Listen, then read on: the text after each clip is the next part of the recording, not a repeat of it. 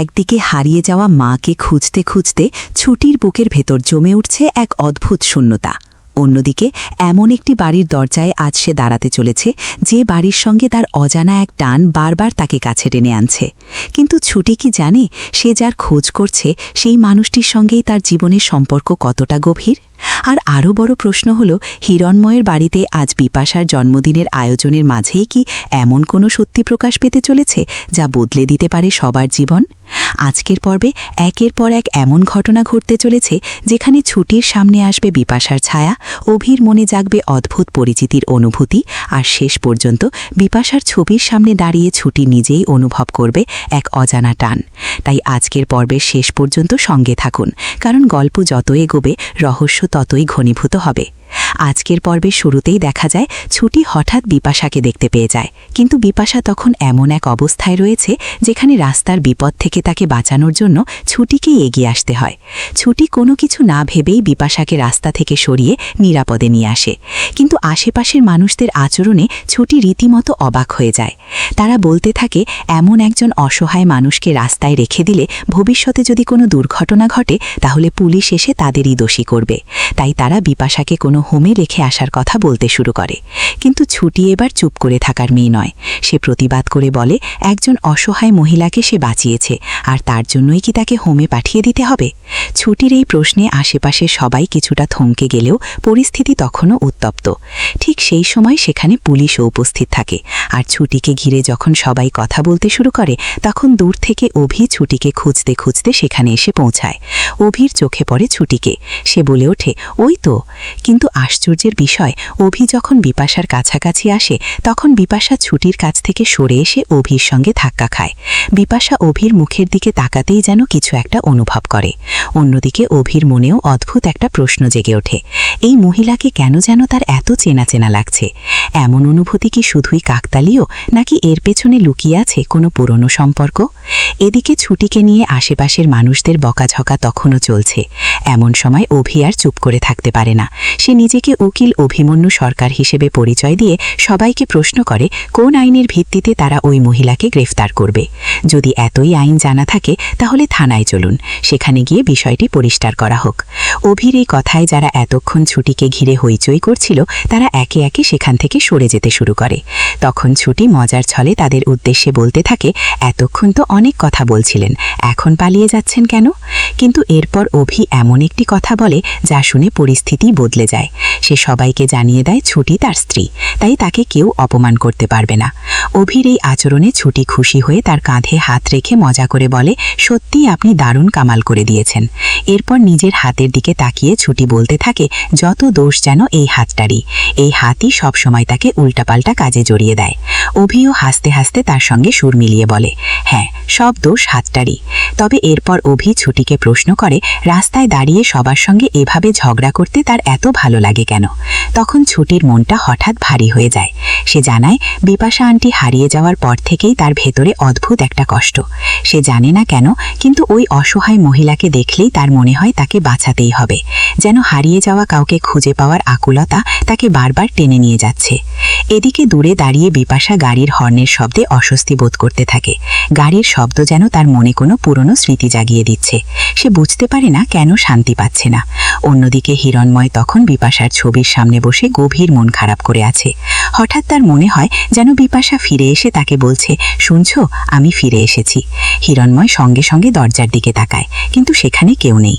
তবু তার মনে প্রশ্ন জাগে, তবে কি সত্যিই বিপাশা তার কাছে ফিরে আসছে?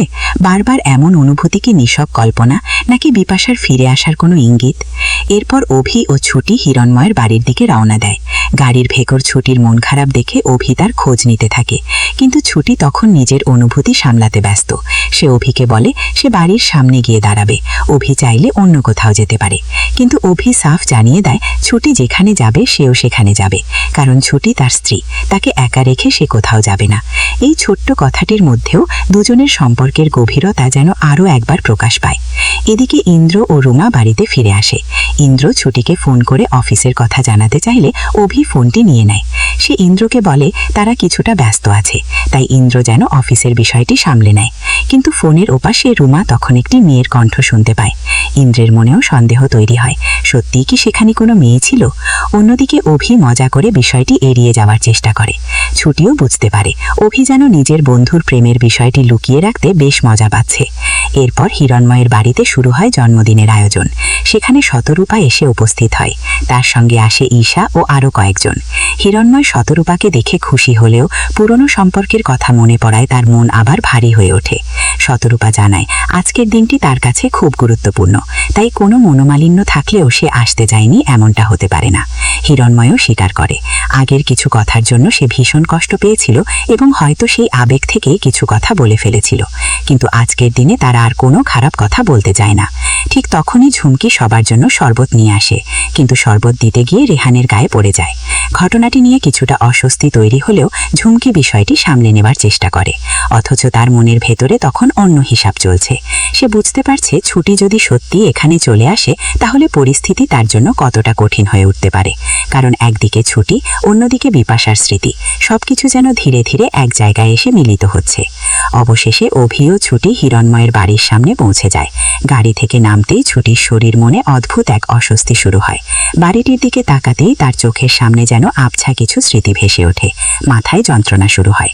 ছুটি নিজেকেই প্রশ্ন করে বিপাশা আন্টির কথা মনে পড়লে কেন তার এত কষ্ট হয়, হিরণ আঙ্কেলকে দেখলে কেন বুকের ভেতর এত অদ্ভুত অনুভূতি তৈরি হয়, এই বাড়ির সঙ্গে তার এত টান বা কেন? সে তো এই বাড়ির সঙ্গে নিজের কোনো সম্পর্কের কথাই জানে না। এই সময় এক অচেনা মেয়ে সে ছুটিকে অদ্ভুত একটি কথা বলে। সে বলে একজন ফিরে এসেছে যখন, তখন আরেকজনও ফিরে আসবে, মন থেকে ডাকলে নিশ্চয়ই সে ফিরে আসবে। কথাগুলো ছুটির মনে গভীরভাবে দাগ কাটে। সে মন থেকে ডাকতে শুরু করে, আর ঠিক তখনই অভি এসে তাকে দেখতে পায় এবং ভেতরে যাওয়ার জন্য ডাকে। অন্যদিকে বাড়ির ভেতরে সবাই অপেক্ষা করতে করতে সিদ্ধান্ত নেয় এবার কেক কেটে ফেলা হবে। হিরণ্ময়ও ভাবতে শুরু করে হয়তো অভি আর আসবে না। ঠিক সেই মুহূর্তে কেক কাটার সময় অভির কণ্ঠ শোনা যায়, আঙ্কেল। হিরণ্ময় থমকে যায়। সবাই অবাক হয়ে অভির দিকে তাকিয়ে থাকে, আর ছুটি দাঁড়িয়ে থাকে একেবারে পেছনে।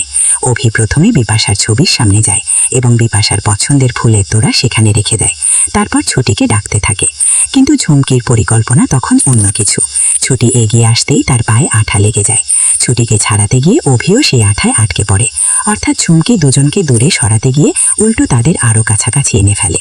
ঝুমকি নিজেই বুঝতে পারে তাদের ভাগ্য যেন অন্যরকমভাবে লেখা। যতই সে বাধা দেওয়ার চেষ্টা করছে ততই ছুটি ও অভি একে অপরের আরও কাছে চলে আসছে। শেষ পর্যন্ত ছুটি বিপাশার ছবির সামনে ফুলের তোড়া রাখে। সেই মুহূর্তে হিরণ্ময়ের চোখে আবেগ স্পষ্ট। ঝুমকি অবশ্য আবারও ছুটিকে দূরে সরানোর চেষ্টা করে, কিন্তু হিরণ্ময় আজ কোনো ঝামেলা চান না। তিনি বলেন আজকের দিনে কেউ তার শত্রু নয়, সবাই একসাথে থাকুক, এটাই তার ইচ্ছে।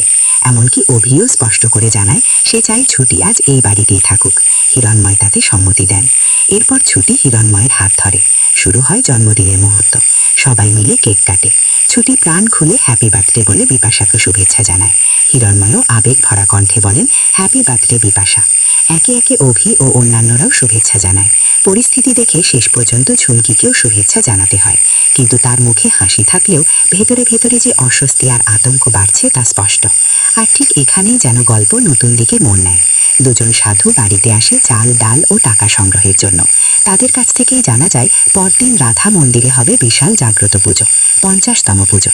তারা সবাইকে সেখানে যাওয়ার আমন্ত্রণ জানায় এবং বলে এমন দিন খুব সহজে আসে না। এই কথাটা শুনে কি ছুটি সেখানে যাবে? আর যদি যায় তাহলে সেই মন্দিরেই কি তার জীবনের সবচেয়ে বড় কোনো সত্যি তার সামনে এসে দাঁড়াবে?